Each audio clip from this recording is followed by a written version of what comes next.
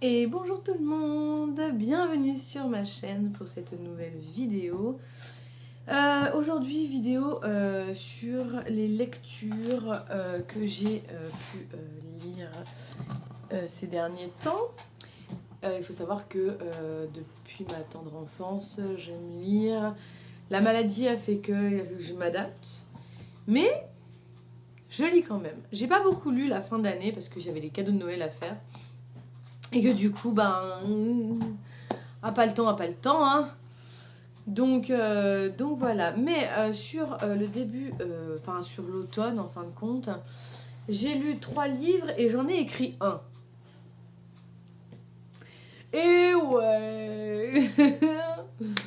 J'ai écrit un bouquin. À la base, c'était pour ma fille, donc il n'est pas publié. Pas encore, du moins. Il faut tout que je me le refasse parce qu'il y a des grosses coquilles dedans. Mais bon, je vais vous le présenter quand même. On sait jamais. Ça fait partie de ce que j'ai fait. Et finalement, l'écriture ou la lecture, ça reste dans le même esprit. Donc du coup, je vais vous mettre tout ça. Je vais vous présenter tout ça. Je vais commencer par mes lectures, hein, dans l'ordre où je les ai lues. C'est mieux. Il y en a eu 3. Le premier, ça a été un livre que j'ai adoré. Même si j'ai mis un peu de temps à le lire, mais j'ai adoré le lire. Non, ça va. C'est Renouveau. Renouveau, c'est le Disney revisité par excellence. Je l'ai trouvé franchement... Alors, tout le monde connaît La Reine des Neiges, hein, clairement, parce que Renouveau est tiré de La Reine des Neiges. Tout le monde connaît le dessin animé de La Reine des Neiges, ou presque. On sait que dans le dessin animé, Elsa et Anna vivent ensemble, que Anna a oublié les pouvoirs d'Elsa. Elsa les retrouve, c'est la part en cacahuète, et blablabla. Et là, en fait, c'est surtout... L'histoire démarre, c'est si Anna et Elsa ne s'étaient en fait jamais rencontrées. En fait, on a Anna qui vit dans un petit village à une distance d'Arendelle. Elle le voit au loin, mais voilà. Et Elsa est la fille unique du roi et de la reine d'Arendelle. L'histoire se tisse comme ça, donc on apprend à les connaître chacune de leur côté. C'est exactement les mêmes personnages, hein, clairement. Il n'y a pas de grosse différence. On retrouve les mêmes personnages que le dessin animé. Anna, Elsa, Christophe, Hans. Olaf est aussi de la partie. Voilà, tout tourne autour du même noyau. Les parents, comme dans le dessin animé, meurent. Et c'est à ce moment-là, en fait, que l'histoire va démarrer et que, en fin de compte, on va comprendre qu'il y a quand même un lien. Mais voilà, l'histoire diffère du fait que, au départ, elles ne se connaissent pas. Elles vivent séparées dans 2 familles différentes. Donc, franchement, j'ai beaucoup aimé. Il y a pas mal... on retrouve l'univers Disney, hein, clairement. Mais j'ai trouvé que c'était bien tissé, que c'était vachement bien monté. Je le recommande pour une lecture sans trop prise de tête. Les chapitres sont faits, en fait, un coup c'est Elsa, un coup c'est Anna, un coup c'est Christophe. Chaque chapitre est dans la tête, est sur un personnage. On n'a pas le chapitre 1, l'histoire de machin qui traverse truc. Non, c'est vraiment Anna, ce qu'elle fait, machin, nanani. Le chapitre d'après, on passe sur Elsa, etc., etc. Et en fait, on arrive à construire l'histoire en fait en parallèle de chaque personnage. Je trouvais que c'était pas mal. On a envie de savoir du coup...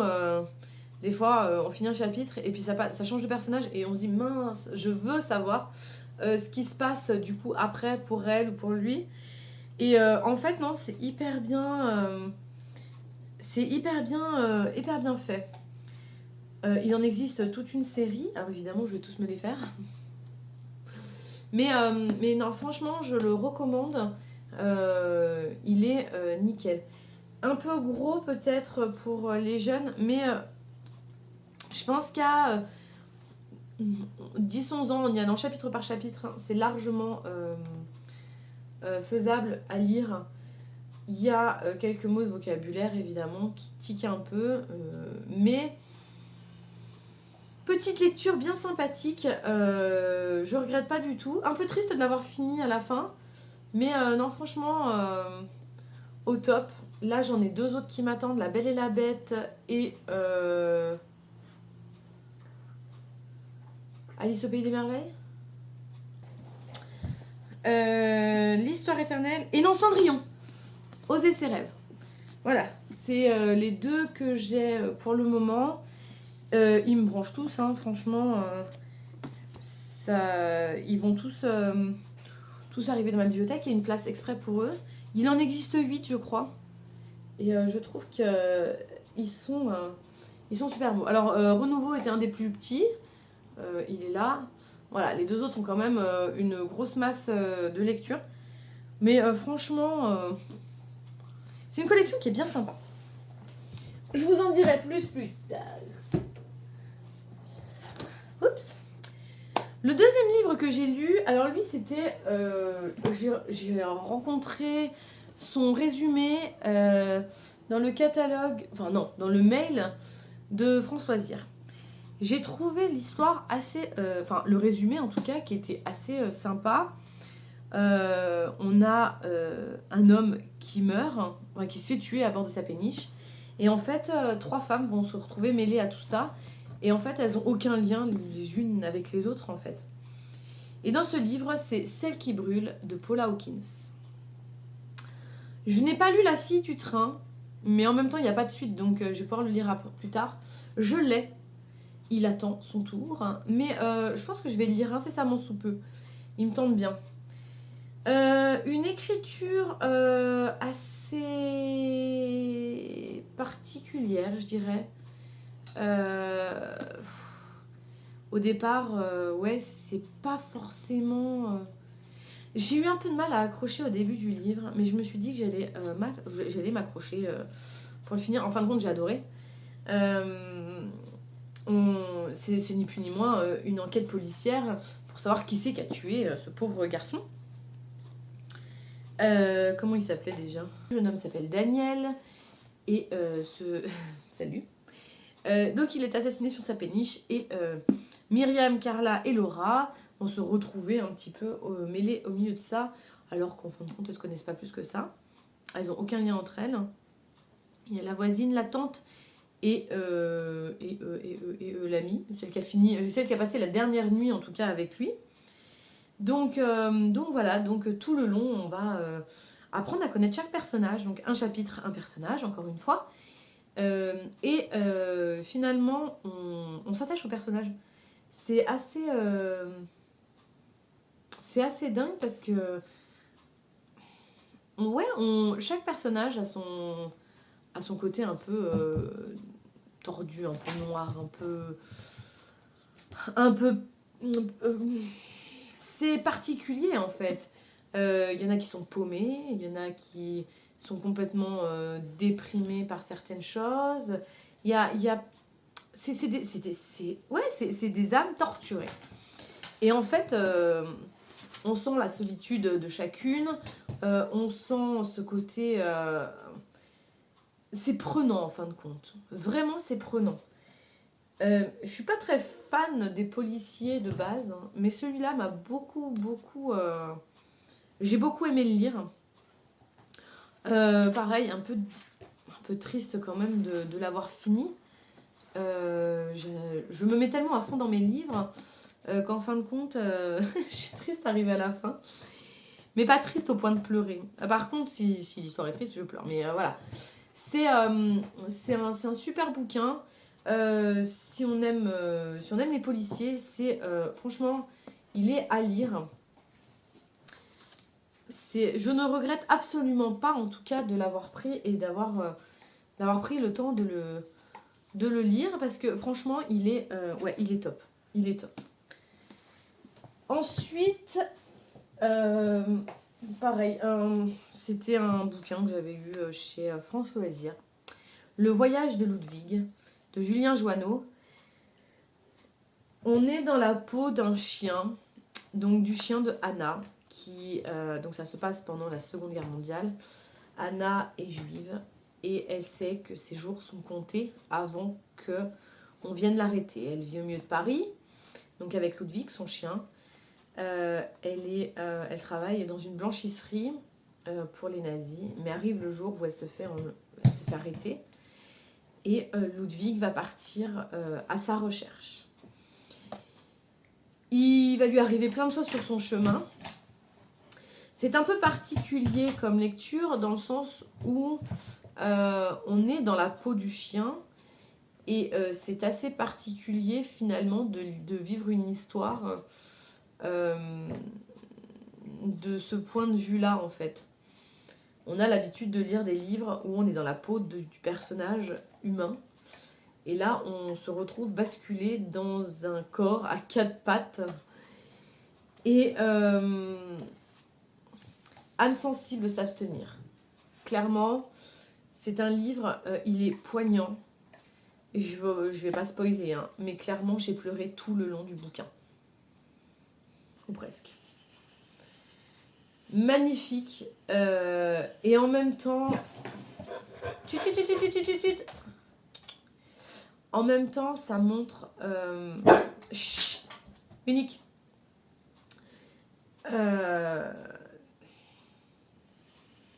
La violence qu'il y avait à cette période, en fait.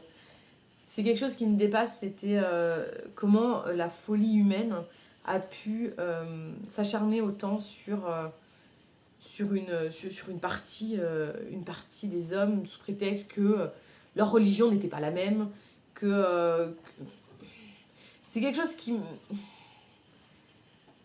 Je comprendrai jamais, parce que clairement, j'ai pas l'esprit aussi tordu qu'ils ont pu avoir, mais ce livre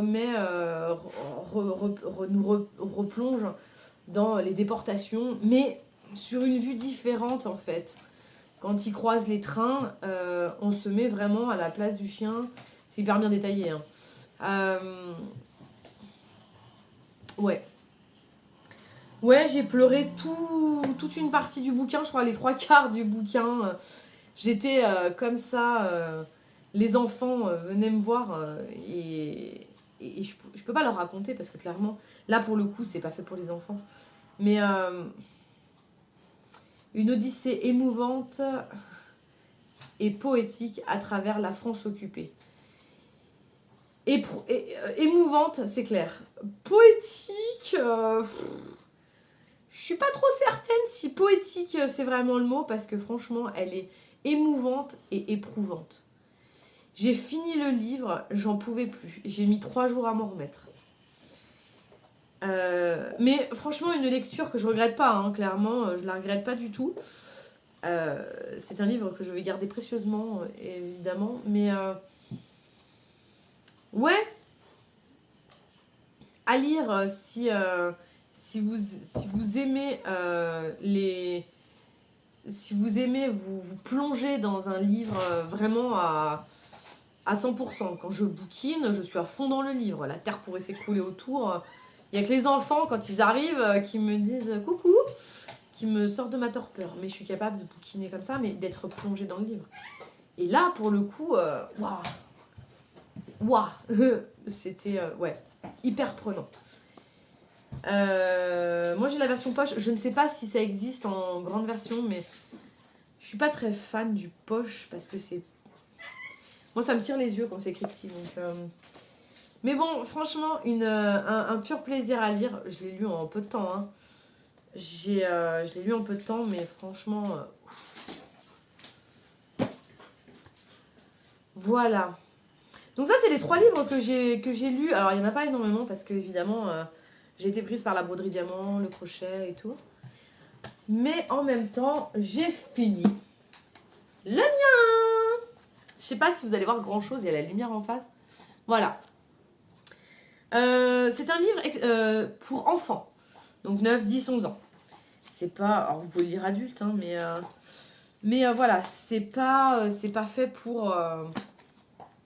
c'est écrit pour des enfants. Je l'ai écrit à la base pour ma fille.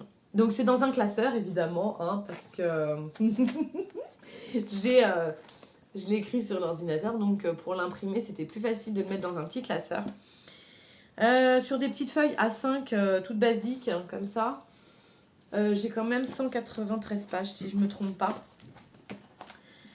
Je l'ai écrit, j'ai pris le temps de l'écrire, clairement, j'ai pris le temps.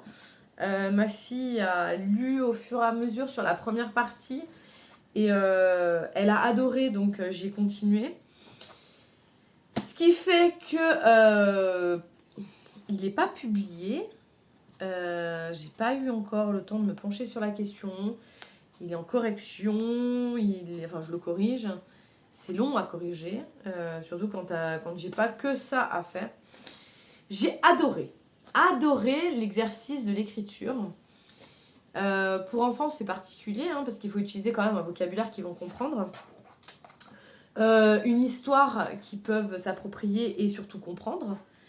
Donc forcément, on peut pas se permettre de faire des histoires hyper mêlées, machin, pour des jeunes comme ça. Donc c'est un exercice qui m'a rappelé finalement mes rédactions de primaire. Mais c'est vrai que des fois, ma fille me dit « Maman, ça veut dire quoi ?» Donc ça leur apprend aussi du vocabulaire, hein. Il faut quand même pas rester dans un vocabulaire hyper basique. Mais ouais, c'était... Non, franchement, j'ai adoré. Donc c'est un monde caché de Bibi, de moi-même. En fait, c'est... Corail, elle a 10 ans. Elle vit dans un monde qu'on ne connaît pas. L'homme a détruit le monde qu'on connaît actuellement. Donc c'est dans le futur. Et en fait, un jour, elle va se sentir observée. Ça va devenir prenant, ça va devenir constamment. Et en fait, avec sa meilleure amie, elles vont découvrir... elle va partir surtout elle toute seule au départ, mais elle va découvrir un monde qu'elle ignorait et qui va vraiment changer sa vie. Donc avec sa meilleure amie, elles vont partir à l'aventure. Et en fait, elles vont vivre des choses complètement insensées, mais je vous en dis pas plus. Donc voilà. Donc en fait, voilà, ça va lui changer sa vie à tout jamais. Et elle se promène. Il y a 193 pages. J'ai fait combien 17 chapitres. D'à peu près un peu moins de 10 pages chacun. Voilà, j'ai pas voulu faire des gros chapitres à chaque fois parce que les enfants alors ma fille, elle dévore tout ce qui passe, donc c'est pas trop gênant. Mais je me suis dit qu'un enfant qui est pas très à l'aise en lecture ou qui a peur de l'épaisseur du livre va lire chapitre par chapitre. Et en fait, les chapitres qui sont très longs ont tendance à les décourager. Ce qui fait que j'ai pris le parti de faire des chapitres qui n'étaient pas forcément très long. Après, je l'ai écrit... voilà, c'est pas des chapitres qui font 3 pages non plus, mais ça entraîne aussi à lire sur des chapitres qui font un peu moins de 10 pages. Ça les entraîne à lire. Et puis en fin de compte, à chaque fin de chapitre, il y a quelque chose en suspens. Donc en fait, ça amène le chapitre suivant. Et en fait, je me suis rendu compte que ma fille, ce qu'elle faisait, c'est qu'elle lisait un chapitre. Et en fin de compte, elle grappillait sur celui d'après parce qu'elle voulait savoir la suite. Donc voilà. Donc là, il est comme ça pour le moment. Un pur bonheur. J'en ai d'autres en écriture. C'est un pur plaisir, en fait. Je le fais pas pour... je le fais peut-être qu'un jour, peut-être que je les publierai. Mais pour le moment, j'ai pas l'opportunité. Je sais pas trop comment ça se passe. Et tout, donc je me mets ça de côté pour le moment. Je voulais vous en parler parce que peut-être que ça déclenchera quelque chose, on sait jamais. Mais parce que ça fait partie aussi de tout ce qu'il y a de lecture. Donc voilà mes petites lectures de l'automne. Je vais commencer finalement maintenant mon prochain livre. Maintenant que je peux respirer un petit peu par rapport aux créations. Même si j'ai des très gros projets.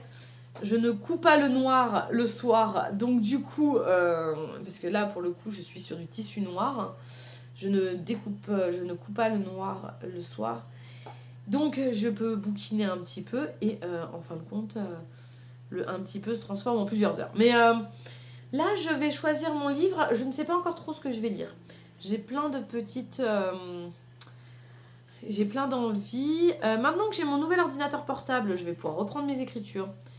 J'adore écrire sur un ordinateur portable. Je me mets où je veux, comme je veux. Et là, maintenant que j'ai ça, je vais pouvoir reprendre mes bouquins. Et puis voilà, et puis continuer l'écriture du prochain. Donc voilà les nouvelles lectures du moment. J'espère que cette vidéo vous aura plu en tout cas. N'hésitez pas à vous abonner à tous mes Insta, ma chaîne.